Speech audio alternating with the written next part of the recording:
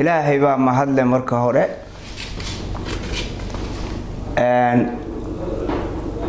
inta kadib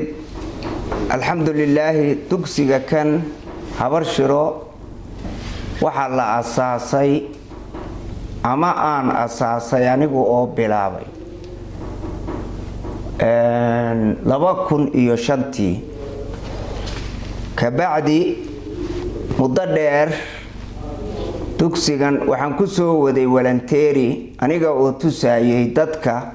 deegaanka reer miyigu u badnaa waxbarashadu hanka ay leedahay horta inay fahmaan si ay u fahmaanna waxaan sameeyay inaanan wax kharasha iyo wax lacaga iyo wax mushahara midna ugu shaqayn oo ciyaalka wax ugu dhigin ilaa aan ka soo gaaray fasalkii afraad sanadkii afraad 2009 aanu ka soo gaaray arday laga qaaday lacag ma jirin aniguna mushahar aan u xaadiray ma jirin marka ilaa iyo waqtigaas intii ka damaysayna dadaal dheeraada maalinba maalinta ka damaysa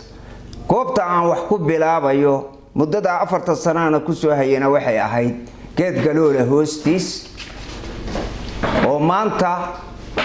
waxayna soo gaarsiisay in aanu joogno dugsiga kan ballaaran macnaha dadaalkii aan sameeyay wuxuu dhalay oo sababeeyay dugsigan aadka u ballaaran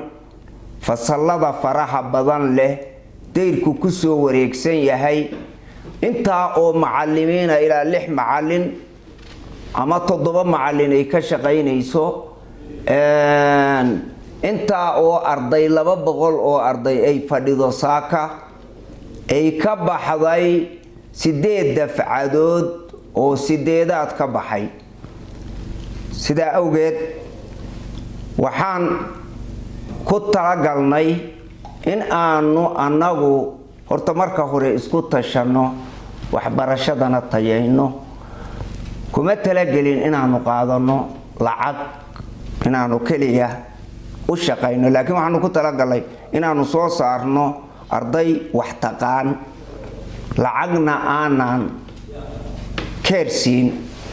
sida awgeed baanu waxaanu ku gaaray halkan aanu maanta joogno ilaahay baa mahadda iska leh marka sida oo kale dadkii ka baxay iskuulka kan oo markay 8aad ka baxeen dugsiyadii saro ay galeen waxay ahaayeen dadka inta badan la carabaabo ama la sheego oo ugu tayada fiican dabadeedna jaamacadihii qaybtood way ka baxday wax badan oo jaamacada ka baxay bay leeyihiin wax badan oo dugsi sare ka baxay bay leeyihiin wax badan oo hadda ku jira bay leeyihiin aad iyo aad ayaan waxaanu isleenahay ama meelaha ay tagaan naloo soo weydiiyay ardaydaas tayadooda aad baa loo amaanay marka sida oo ay tahay maanta kuwa badan ayaa waxay fadhiyaan xafiisyada oo shaqaynaya alxamdulillah marka ilaahay baa mahadda iska leh